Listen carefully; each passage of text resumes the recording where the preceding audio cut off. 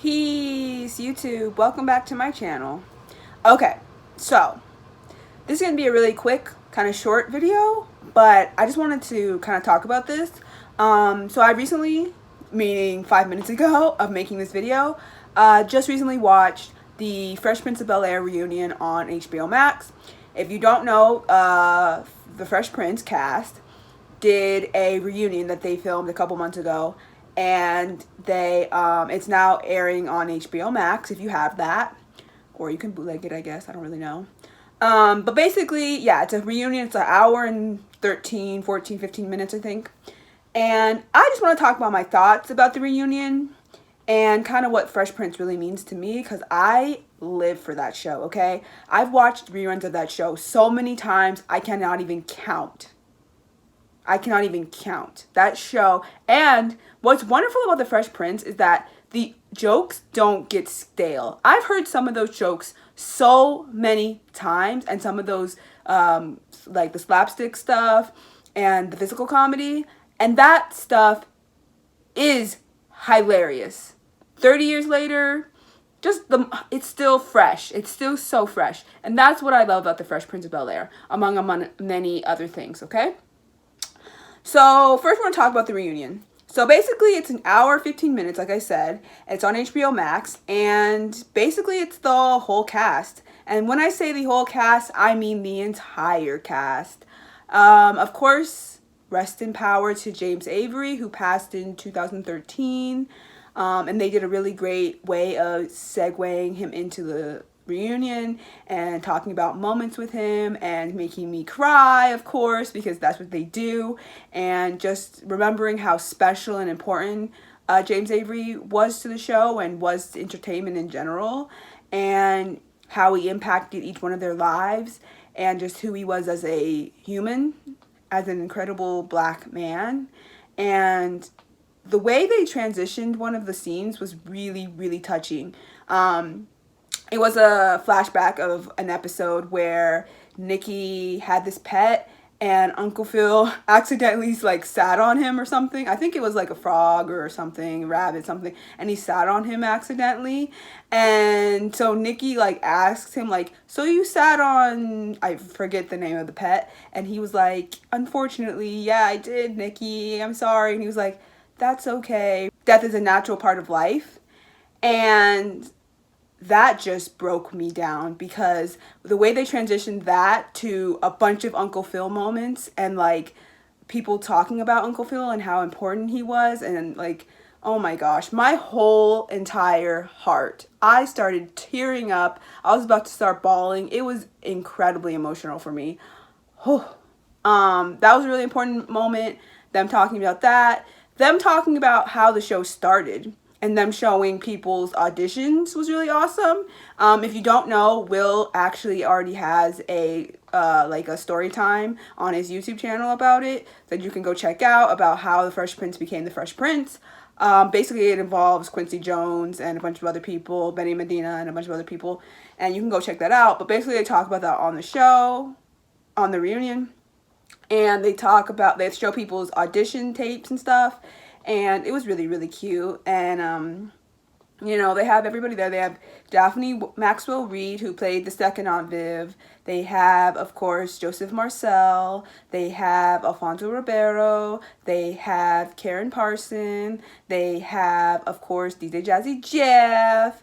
They have Will, of course, and they have Tatiana Ali, and we love all of them. They're so incredible and amazing, and they just talk about memories from the show and how impactful the show was, and about, you know, how important it was for the black community specifically. I mean, millions and millions of people all over the world have watched The Fresh Prince of Bel-Air, right? And when you really think about the show in its creativity, in its landscape, in what it is, it's a show for black people.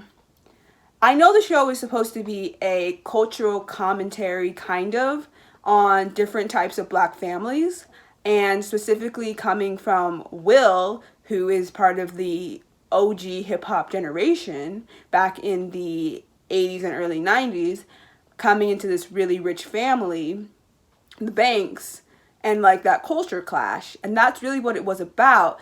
but it became so much more. And I feel like that was really important. It showcased blackness in such a beautiful way of not making it silly in the way that it was funny, it was comedic, all of those things, but didn't make us look stupid, didn't make us look like clowns, I don't know, not making us look like dumbing us down. There were people in that show who were smart. There were people in that show who were accomplished. There were people in that show who were just incredible.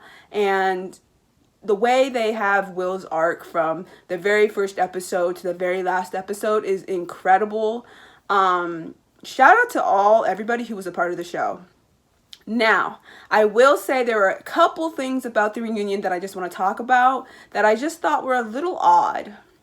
So, first of all, if you don't know, and I think they've advertised it a lot, but as we all know, Janet Hubert, the original Aunt Viv, dark-skinned Aunt Viv, had her little moment with Will.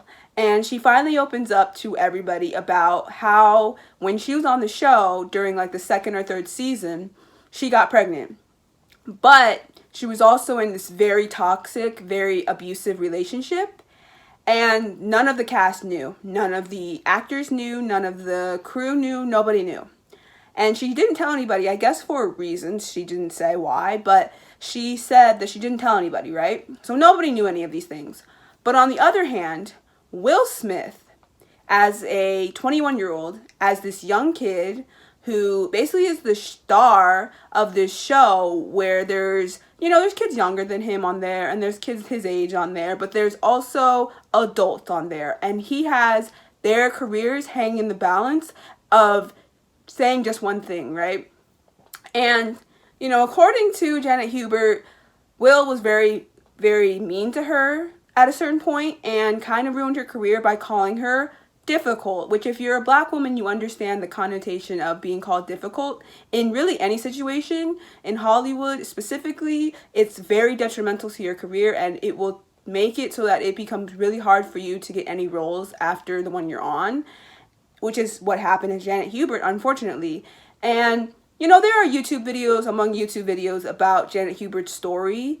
And unfortunately for a lot of YouTubers, they have non-favorable opinions on Janet Hubert just because in the past she was very, very, very mean to a lot of people, specifically Will, specifically Jada, specifically anybody who had anything to do with Will, Alfonso, which brings me to Alfonso. So Will and Janet Hubert had their moment, right, where they kind of reconcile, they kind of say their sorries.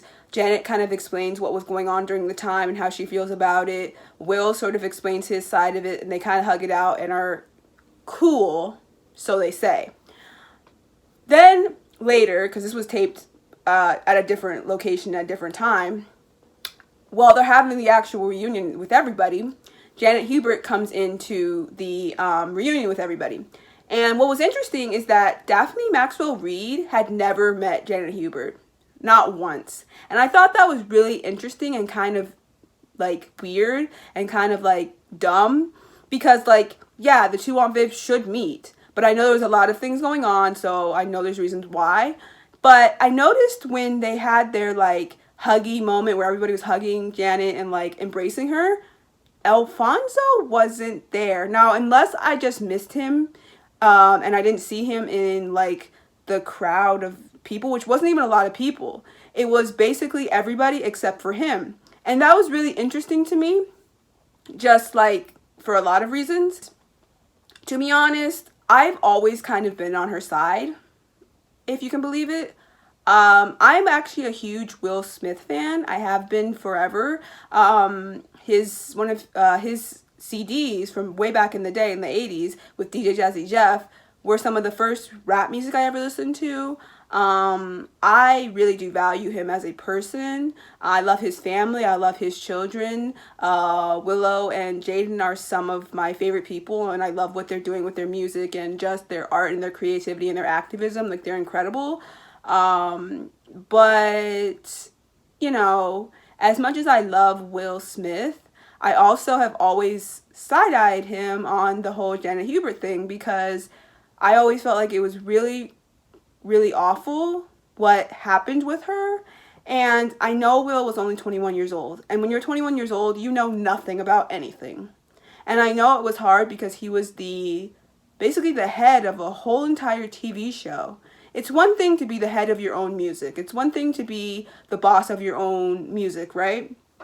Or to even have a partner like him and Jazz. But the difference is that it's just you two, right? Yes, you have labels. Yes, you have record companies and all these things and whatever. But it's kind of just you two doing your thing. On the other hand, when you're the star of a whole entire TV program, a very highly successful one that is very much riding on making sure that you represent Black culture and Black people in a good way and not making us look stupid, is really important. And I think some of that went to his head a little bit. And I know it was hard to make decisions for like literally everybody at 21 years old. Like that must have been terrifying. I would be so scared, right? And so I know he probably said some bad things and said some wrong things because he's 21 and she's an old lady. And, you know, she's pregnant during season 3. And so I know it was probably hard for her because she was probably going through a lot because you're pregnant and going through an abusive marriage. Like, that's messed up. Like, that's just horrible, right? Just the worst. But, you know, Tatiana embraced her. Karen embraced her. Like, Karen even said, you know, it was beautiful to see Daphne Maxwell Reid and Janet Hubert, to have them together was really special for her because it was her two Aunt Vivs. And I thought that was beautiful, right? It kind of reminded me of a moment during the last episode of Girl Meets World when they finally addressed the whole Two Morgans thing from Boy Meets World. It's a whole thing. If you watch the show, you'll understand. But anyways, what I will say is that I think it's really, really, really amazing that Will even said, I have to have her here. We're not going to celebrate 30 years without her. And I thought that was actually a really genuine move. Now, whether she did it for the money, whether he did it for the clout, we don't know. But either way, she deserved to be there because she went through a lot. And, you know, say what you want about her and say how you feel about her over the years and what she said and how she's gotten mad and all of these different things. We didn't know her story. And I think that's the problem, is that a lot of us did not know her story. A lot of us villainized her. And I think that's the problem. A lot of us villainized her. On the one hand, we would be like, yes, the OG Aunt Viv is really important and we really wish she was here because the new Aunt Viv isn't really our style, right? But on the other hand, a lot of people went on the internet and were bashing her. On the other hand, people were really mean to her. Now, to say that that wasn't warranted sometimes because she was mean to a lot of people is, it is what it is. But I personally believe that she was really, really hurt. She was hurt. To have your whole career, just deaded, from a 21-year-old who wasn't even an actor. He was some rapper who fell in the lap of Quincy Jones and was given this opportunity. Now, to see what Will has done with that opportunity is incredible. And I will always applaud him for that. But that must have been really, really jarring because you're older than this person. He's 21 and you're older. And you are here with your newborn son in an abusive relationship. And you are losing your job. And now you can't get any others. Like, that's heartbreaking. But anyways, it was just really beautiful to see her on there. And I just really hope that this was a genuine, they're going to squash the beef forever and we won't have to really talk about the fact that they're beefing anymore, because honestly, I just love the fact that they were finally able to talk it out, because really it's 2020 and we really shouldn't be going on 30, 40 years with beef that's that old. Like, we really shouldn't. It's not even worth it. So yeah, but it was really, really cute. I really appreciated, this reunion. Like I said, the Uncle Phil part really made me start crying, and there were some moments where I laughed a lot. And oh my gosh, at the end they brought back baby Nicky. I was so happy because I was like, he also played Buckwheat in The Little Rascals, so I know him from a lot of places, and he's just incredible, and I love him, and so I was really glad they brought him on too. I do wish they had talked about more of the Jeffrey moments, because he's so hilarious. He's one of my favorite parts of The Fresh Prince. His comebacks are so witty. I love it. But I love how they talked about, Tatiana talked about how she was 11 to 17 growing up on that set, and all the time, like, no matter how old she gets, I will always see her as 11-year-old Ashley. Like, that's just how it is. Like, I know, but like, I'll just see her like that. I like how Karen, who played Hillary, I like how she talked about how the writers eventually wanted to make her more of a strong black woman, kind of the way they did Jasmine Guy's character on A Different World, Whitley. They kind of changed her. She was still Whitley. She was still very much the rich girl with, rich girl problems. But they changed her into more of a strong black woman that way. I feel like they wanted to do the same thing with Hillary, but she was like, no, I think we should leave her that way, because there are people who are going to relate to her. There are girls who are like that out there, especially black girls. There are some black girls, and they need to be represented as well. So I think it was important that character stayed the way it was and didn't develop into, something else, because not all women, black women who are in that position do. They might, but sometimes they stay the same.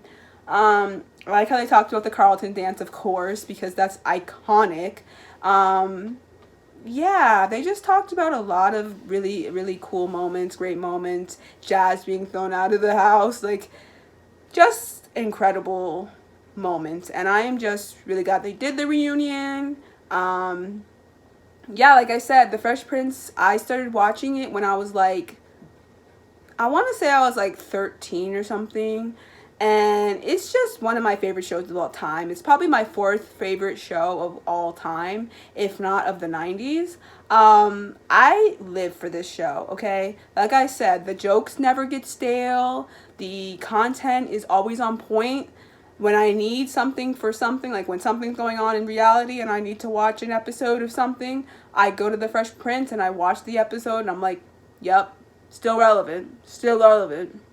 And you want to know, I am so excited. If you didn't know, actually, I can't remember when, but there was a trailer that came out a while ago of a more like gritty, more realistic version of The Fresh Prince, and that got greenlit. So there's going to be a show. I think it ordered 2 seasons already, and I think it's going to be on one of those like apps or something, like Quibi or one of those apps.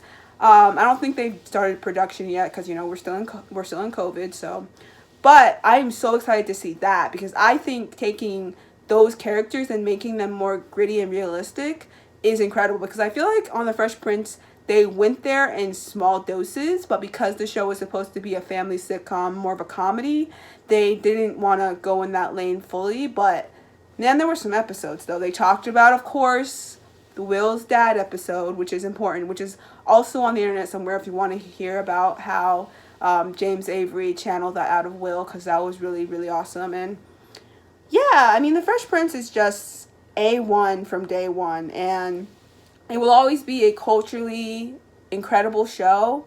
It will always be a part of pop culture. It will always be a part of hip hop culture, and it just is so important to 90s kids, to really everybody, to hip hop heads, to literally black people, to like everybody, It's one of those sitcoms that, although it is about a black family, and although it is more catered towards black people, everybody can watch the show and get something out of it, and I really value that about the show. So yeah, that's just my thoughts about the Fresh Prince of Bel-Air 30th anniversary reunion.